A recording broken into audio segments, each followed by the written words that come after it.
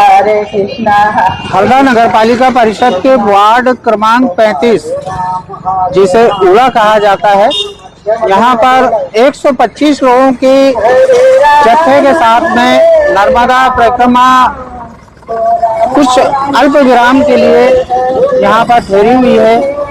उन्हीं के संत महात्मा यहाँ पर हमसे मिले हैं। ये हमारे लिए, हरदा वासियों के लिए बड़ा सौभाग्य का विषय है और हम उन्हीं से जानना चाहेंगे कि नर्मदा परिक्रमा किस तारीख को, किस शहर से, किस गांव से आपने शुरू की, कितने दिन हो गए हैं और आगे यात्रा का क्या क्या प्रयोजन आपका रहेगा, देखते रहिए। जय श्री कृष्ण।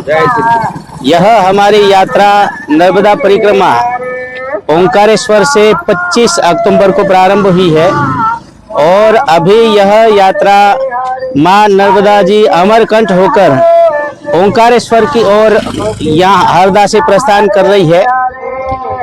यह यात्रा हरिनाम संकीर्तन, अखंड हरिनाम संकीर्तन के साथ हमारे बाके बिहारी जी और भूत भावन भगवान भोलेनाथ और बाबा रामदेव जी बाबा और श्रद्धेय संत श्री गोपाल चेतन जी महाराज के सानिध्य में यह अखंड हरिनाम संकीर्तन के साथ यह यात्रा चल रही है। और मेरे प्यारे बंधुओं, इसके कई उद्देश्य है, जैसे जन जागृति और हरिनाम संकीर्तन का, हरिनाम का प्रचार प्रसार, सनातन धर्म का प्रचार प्रसार हो, बेटी बचाओ बेटी पढ़ाओ और युवा संगठन, ऐसे कई मुद्दे हैं मेरे प्यारे बंधुओं।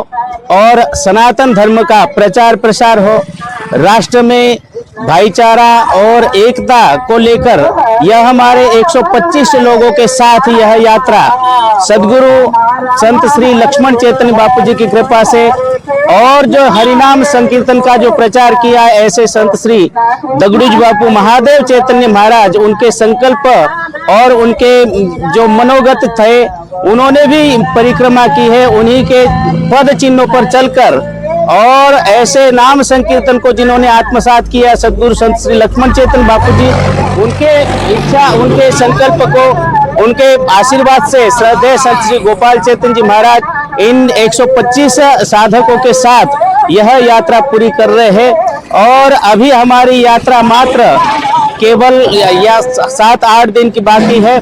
6 जनवरी को, 6 फरवरी को हमारी यात्रा ओंकारेश्वर पहुंचेगी और 7 और 8 तारीख को सम्मान समारोह संत महापुरुषों के सानिध्य में और वहां विशाल कन्या भोज के साथ यह सम्मान समारोह रखा गया है। 8 फरवरी को ये आश्रम, हमारे आश्रम है चारुकिशोर आश्रम, संत श्री लक्ष्मण चैतन्य बापू जी आश्रम, महादेव चैतन्य जी बापू धाम, ऐसे दगड़ू बापू जी आश्रम, चारुकिशोर आश्रम में यह प्रोग्राम रखा हुआ है।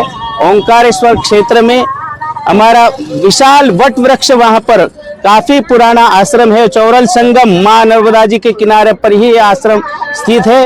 वहीं पर श्रद्धेय गोपाल चेतन जी महाराज के सानिध्य में जो यात्रा चल रही है और हमारे दगड़ू जी बापू जी की कृपा से वही आश्रम में यह समारोह होगा। नर्मदे हर। हरदा जिले वासियों के लिए आपका क्या संदेश है? बहुत अच्छा मैसेज है। ऐसे हमारी यात्रा अभी करीब 108 दिन पूरे होने जा रहे हैं, करीब 5-7 दिन बाकी है। कहीं जिलों से, कहीं गांव से, कहीं ग्राम से, कहीं शहरों से होती हुए गुजर रही है। कहीं ऐसे साधक, ऐसे भक्त, श्रद्धावान हमको मिले हैं, उसमें यह हरदा जिला हम देख रहे हैं। यहाँ काफी, जैसे विजयनगर की बात चल रही है, वास्तव में यहाँ हरदा जिले के लोग काफी हृदय से, मतलब पवित्र हृदय है और जहाँ से हम गुजरते हैं सभी लोग हाथ जोड़कर स्वागत करते हैं और जगह जगह पर सम्मान करते हैं। कहीं भी ऐसा लगता नहीं, ऐसे हमको लगता है कि कहीं हम पुराने समय से यहाँ मिले हुए हैं, ऐसे मतलब हृदय से भरे पूरे हैं और सबके प्रति अपनत्व है और एकता का भाव है। वास्तव में सबके हृदय जीतने वाले ये हरदा जिला के सभी ग्रामवासी है, इनके लिए बहुत बहुत धन्यवाद है। ऐसा ही सबका हृदय विशाल हो और हमारी विश्व शांति विश्व कल्याण की यात्रा हरिनाम संकीर्तन के साथ जो यात्रा चल रही है, यह यात्रा हम सभी हरदा जिला के लिए मंगल कामना करते हैं। जय श्री कृष्ण।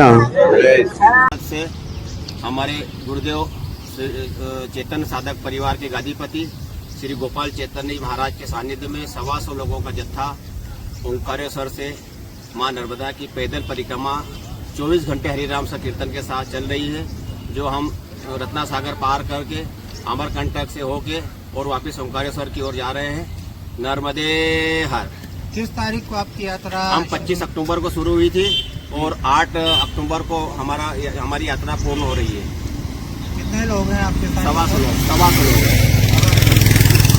और एक दिन में कितना चल लेते हैं? 25 किलोमीटर थोड़ी बहुत व्यवस्था के हिसाब से आगे पीछे भी हो जाते हैं और बहुत सेवा की और बहुत देखने को मिला। ये हरदा जिला है। हाँ। राष्ट्रपिता महात्मा गांधी जब 1933 में हरदा पधारे थे तो उन्होंने इसको हरदा ने हृदय नगर कहा था। हाँ। तो यहाँ के लोगों से आप जो मिले जुले हो, हाँ। जो सेवा चाकरी आपकी हुई है, हाँ। कैसा महसूस? परिक्रमा मार्ग पे सबसे नंबर 1 और सबसे अच्छे बढ़िया तरीके से व्यवस्था सिर्फ हरदा जिले में सब व्यवस्था तो है, लेकिन हरदा जिला सबसे हमारा नंबर 1 है और अच्छे भावनात्मक लोग हैं और धार्मिक प्रवृत्ति लोग हैं और बहुत सेवा भाव है यहाँ। क्या कहना चाहेंगे अन्य परिक्रमा वासियों के लिए, क्या संदेश है? अन्य परिक्रमा वासियों के लिए सदैव जीवन में एक बार जरूर नर्मदा परिक्रमा करना चाहिए। ये जो परिक्रमा है, ये यात्रा आपकी शुरू से आखिर तक कितने दिन की यात्रा है? ये हमारे 108 दिनों के लिए 108 दिनों की यात्रा है। और कुछ खट्टे मीठे अनुभव भी होते हैं यात्रा के समय? अनुभव तो मिठे पिटे तो होएंगे, मिठे पिटे तो आपके साथ ये है, आप बताइए।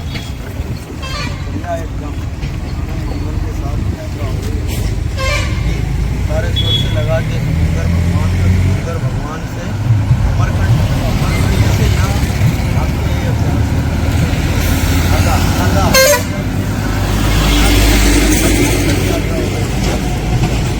कोई विशेष प्रसंग आपके समक्ष आए हैं? कोई विशेष प्रसंग आपके समक्ष प्रसंग ये आए हैं कि परिक्रमा करने के बाद ये लगा कि दुनिया बहुत बड़ी है और बहुत सेवाभावी लोग हैं। अपन तो मच्छर भी नहीं सेवा के मामले में। जैसा कि एकमात्र नदी है पूरे संसार में जिसकी पूर्ण परिक्रमा की जाती है और एकमात्र यही नदी है जिसका पुराण लिखा गया है, जिसका नाम है नर्मदा पुराण। नदी पार पंकजम नमामि देवी नर्मदे कहा जाता है, उसको सलीला कहा जाता है, पत्नी स्वामी कहा जाता है। आपने ये जो पूरी परिक्रमा की है, आपके अंतर्मन में क्या भावना उजागर है?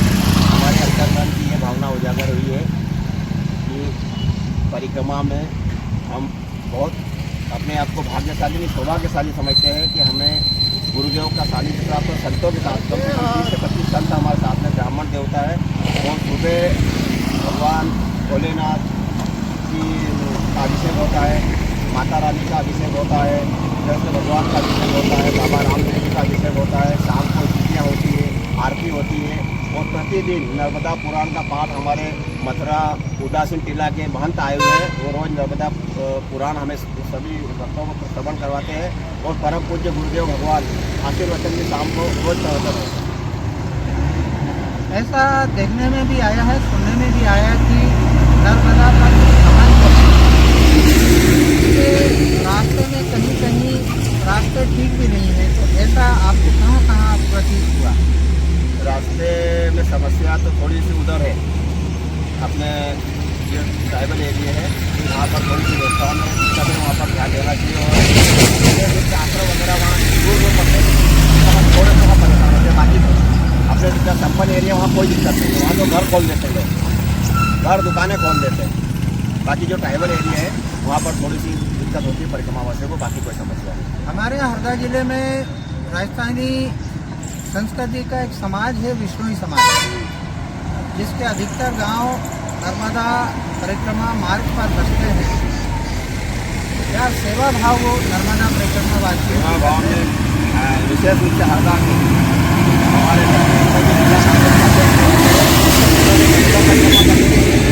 हमने उनकी सेवा भी करी थी। और मोहन भाई इसमें ही है, उन्होंने जो रतलाम की सांसद रतलाम की नहीं, मीनाक्षी नटराजन जी, उन्होंने नर्मदा परिक्रमा की थी। पिछले साल भी हम रहे थे और वो भी सेवा में आगे लगे, जो भी सेवा में लगे। उन्होंने पहले से बोल रखा था कि यहाँ आओ, हरदा आओ तो हमें सेवा का मौका जरूर दो, और वो मिलने वाले। चलिए, बहुत अच्छा लगा। आपकी यात्रा शुभ हो। आपके संकल्प के साथ में यात्रा के लिए गए हैं। आपका संकल्प पतित पावनी पूरी करे, आप पर कृपा बना रहे। धन्यवाद। हमारे गुरुदेव भगवान का यही संदेश है कि माँ नर्मदा को स्वस्थ रखे और पर्यावरण के प्रति सजग रहे, लोगों में सनातन धर्म कैसे आगे बढ़े, इसलिए हमारे गुरुदेव की बस यही प्रचार प्रसार है। धन्यवाद। मातृश्री नर्मदे।